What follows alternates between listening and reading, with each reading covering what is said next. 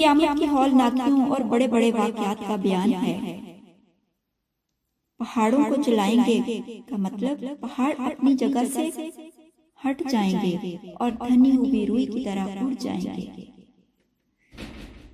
زمین سے جب پہاڑ جیسے مضبوط چیزیں ختم ہو جائیں گی تو مکانات، درخت اور اس طرح کی دیگر چیزیں کس طرح اپنا وجود برقرار رکھ سکیں گی؟ اسی لیے آگے فرمایا تو زمین کو صاف اور کھلی ہوئی دیکھے گا، یعنی کہ انسانوں کو فرمایا ہے کہ آپ لوگ زمین کو صاف اور کھلی ہوئی دیکھیں گے کہ کوئی انسان ایسا نہ ہوگا، اللہ تعالیٰ نے کوئی ایسی جگہ نہ بچائی ہوگی کہ کوئی انسان کہے کہ میں اس کے پیچھے چھپ جاؤں۔ یعنی اولین و آخرین، چھوٹے بڑے، کافر مومن سب کو جمع کریں گے، کوئی زمین کی تہ میں پڑا نہ رہ جائے گا اور نہ قبر سے نکل کر کسی جگہ چھپ جائے گا۔ سب کے سب رب ذوالجلال کے سامنے صفِ بستہ حاضر کیے جائیں گے۔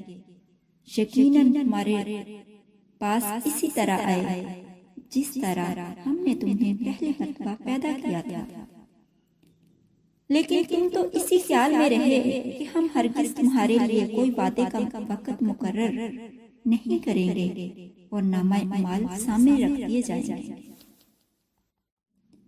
پس تو دیکھے گا کہ گناہ گار اس کی تحقیر سے خوف زدہ ہو جائیں گے اور کہہ رہے ہوں گے، ہائے ہماری خرابی، یہ کیسی کتاب ہے جس نے کوئی چھوٹا بڑا بغیر گھیرے باقی ہی نہیں چھوڑا، اور جو کچھ انہوں نے کیا تھا سب موجود پائیں گے۔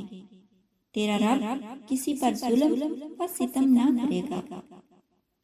اور جب ہم نے فرشتوں کو حکم دیا کہ تم آدم کو سجدہ کرو تو ابلیس کے سوا سب نے سجدہ کیا، یہ جنوں میں سے تھا۔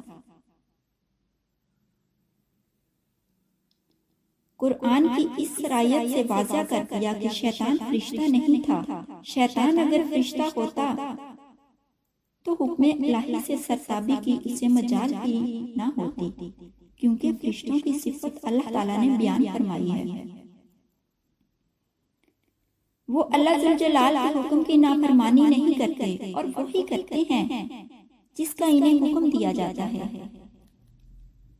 اسی صورت میں یہ اشکال رہتا ہے، اگر وہ فرشتہ نہیں تھا تو پھر اللہ کے حکم کا وہ مخاطب ہی نہیں تھا، کیونکہ اس کے مخاطب تو فرشتے تھے، انہی کو سجدے کا حکم دیا گیا تھا۔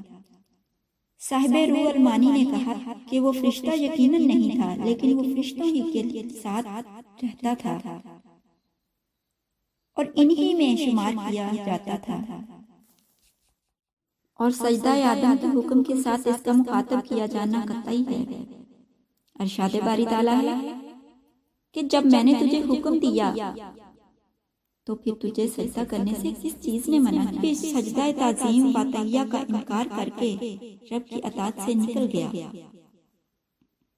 یعنی کیا تمہارے لیے یہ صحیح ہے کہ تم ایسے شخص کو اور اس کی ذریت کو دوست بناؤ جو تمہارے باپ کا آدم کا دشمن اور تمہارا دشمن اور تمہارے رب کا دشمن، اور اللہ کو چھوڑ کر اس شیطان